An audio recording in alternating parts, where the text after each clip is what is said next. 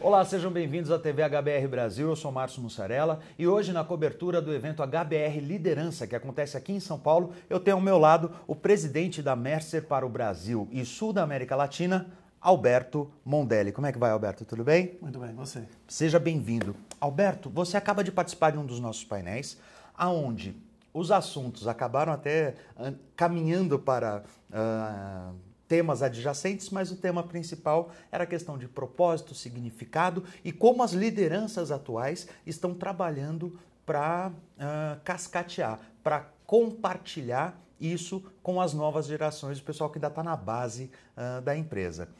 Quais foram os seus destaques? Qual foi a sua contribuição para esse painel? O que você trouxe para esse painel?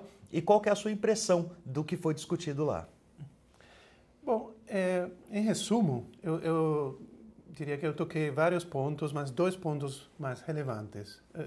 Respondendo a duas perguntas. Uma é como os líderes conseguem transmitir esses valores, esse propósito, outros chamam de cultura, né, para as pessoas na organização, as diferentes gerações dentro de uma organização.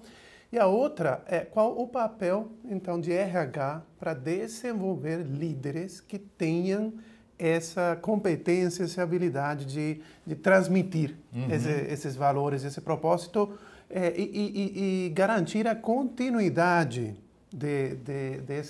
dessa cultura e que essa cultura vire parte do DNA da organização e não seja uma cultura que só se manifesta pontualmente em ações muito específicas, mas que transcenda as ações e seja uma cultura de longo prazo que garanta resultados. Ou seja, mais do que ser falada ou compartilhada, que ela seja vivida, sentida no dia a dia. Certamente. E esse é um...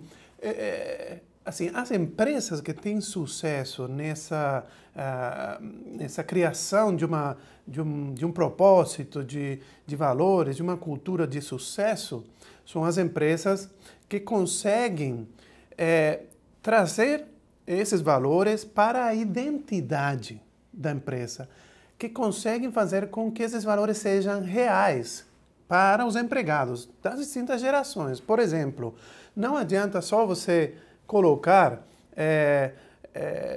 no screensaver do computador nosso valor, nós temos um valor que é respeito pela diversidade. E aí você não fazer nada. O que isso significa no dia a dia? Bom, isso significa no dia a dia que nós vamos nos processos de contratação, nos processos de promoção, nos processos de remuneração, vamos dar oportunidade para todo mundo participar desses processos e contribuir no mesmo nível. Gerar as mesmas oportunidades para todos, independentemente de gênero, de cor da pele, da religião, etc. Então, fazer com que os valores sejam reais. Isso que faz a diferença. Entendi. Então, só para ver se eu entendi o que você está me falando, é muito mais traduzir a cultura em palavras do que colocar a cultura em palavras e daí querer traduzir em ações. Seria isso? Eu diria que é mais o segundo.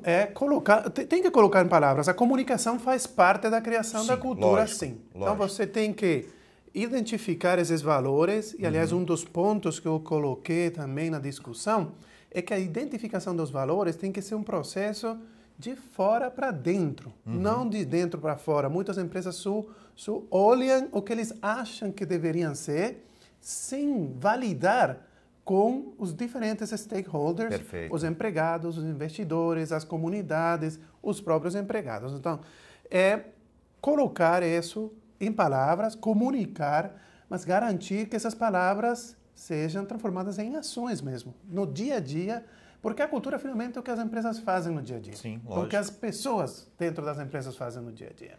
E uma parte que você colocou justamente que as diferentes gerações, em diferentes épocas, querem basicamente a mesma coisa, só que ou de uma maneira diferente ou numa velocidade diferente. Eu queria que você falasse um pouquinho disso pra gente. E é porque, assim, quando eu escuto falar desse tema das múltiplas gerações, né, que as pessoas falam que hoje são diferentes, para mim não é isso.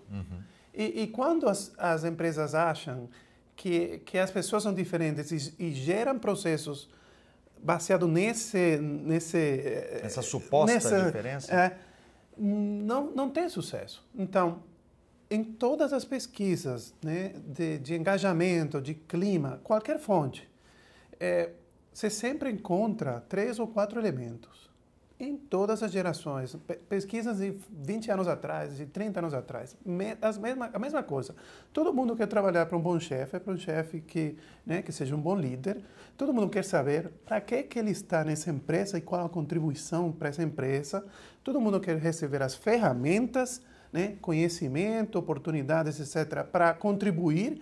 E todo mundo quer ser reconhecido pela contribuição, financeiramente e não financeiramente. Isso é igual em todas as gerações.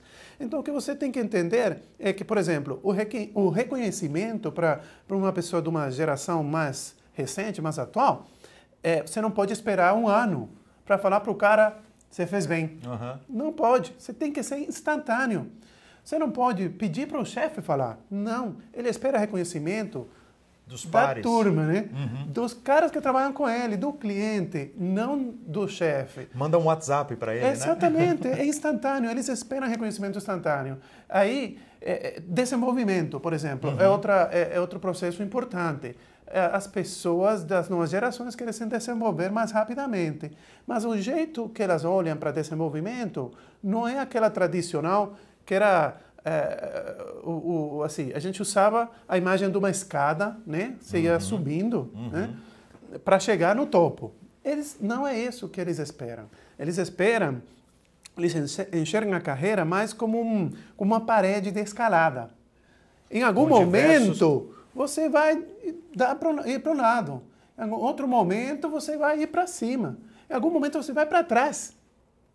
Para conseguir subir mais ainda. Para conseguir subir mais. Então, é isso. O objetivo é o mesmo. Eu quero me desenvolver. O como e o quando é que tem que ser diferente e adaptado a cada geração. E qual a sua visão dos líderes que estão por vir aí dessas novas gerações? Farão também bons líderes? É uma visão otimista? Olha, eu acho que sim.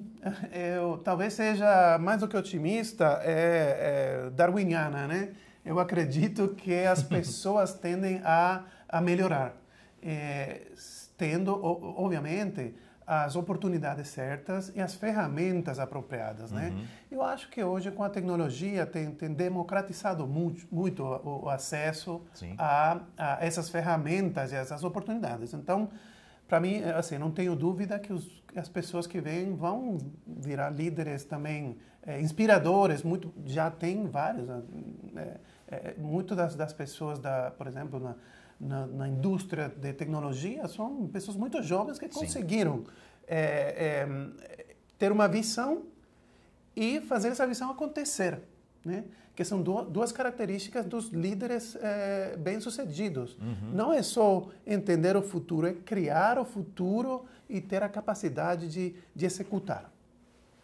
Então, se depender de vocês e dos líderes atuais, o significado, o propósito e o futuro das gerações está garantido? Eu acho que sim, tenho certeza disso. Muito bem, muito obrigado. Eu que agradeço.